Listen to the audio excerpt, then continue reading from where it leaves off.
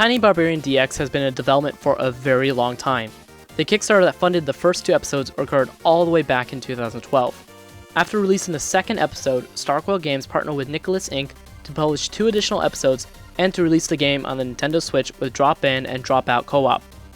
Well, the game is finally here. Nicalis Inc. was kind enough to send us the review copy so we could grab our swords and fight the endless waves of enemies. So is Tiny Barbarian DX worth the wait, or is it an evolutionary failure? This is Push Dustin with Source Gaming, and let's get started with the review. Tiny Barbarian DX is broken into 4 campaigns, each with their own unique story. In the first campaign, The Serpent Lord, players start off with their tiny barbarian tied to a tree, left to die. After gulping down a vulture, the player is ready to extract their revenge on the Serpent Lord. Tiny Barbarian DX does an amazing job of telling the story without voice acting and very minimal cutscenes. The story is played out through level progression and very short cutscenes. For example, in the second campaign, players will initially chase after monkeys, venture through a cave, and that's where things get a little weird. I don't want to really ruin any of the surprising moments in Tiny Barbarian DX, but there are plenty. The game does an excellent job of taking your expectations and constantly flip them on its head.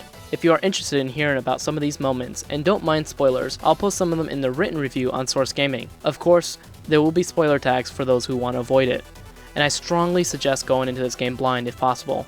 While the story doesn't play a huge role in the game, its presence is definitely a welcome addition and doesn't detract from the main draw of Tiny Barbarian DX, its gameplay.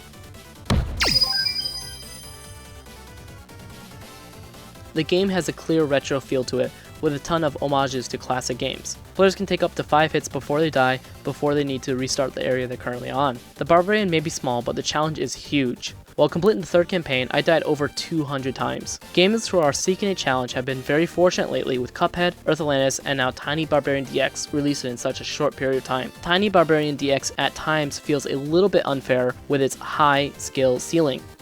Some areas are huge and may take some players up to 30 minutes to complete it if the player dies often. Despite that, and because of the challenge, it feels incredibly rewarding to finally complete the area and move on. Tiny Barbarian DX makes me feel a wide range of emotions. One minute I'm inventing new swear words, and the next way I'm on the verge of crying just because of how relieved I am. The game handles extremely well. There are only 2 buttons, jump and attack. This means the game is fully playable on one Joy-Con as well. The lack of a real D-pad on the Switch is a real bummer. I ended up relying on the direction buttons when playing single player. For multiplayer, players must use the joystick, which is unfortunate as the game becomes slightly more difficult to control. Players can enable auto grab in the controls menu.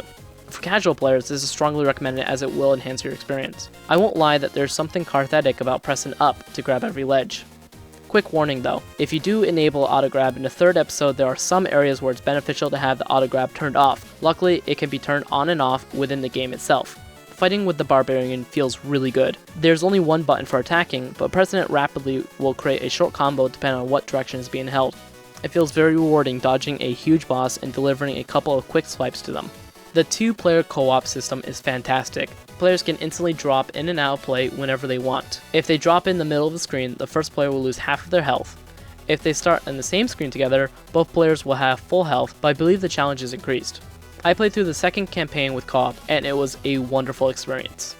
The game does an excellent job of introducing new and interesting twists. Tiny Barbarian DX has constantly surprised me with just how far they push some of these gameplay mechanics. Usually the mechanics are introduced on a quick screen and then mastered on a larger playing field. In one campaign there will be over 7 unique mechanics, with each area of the map having at least 1 or 2. New enemies are regularly introduced as well.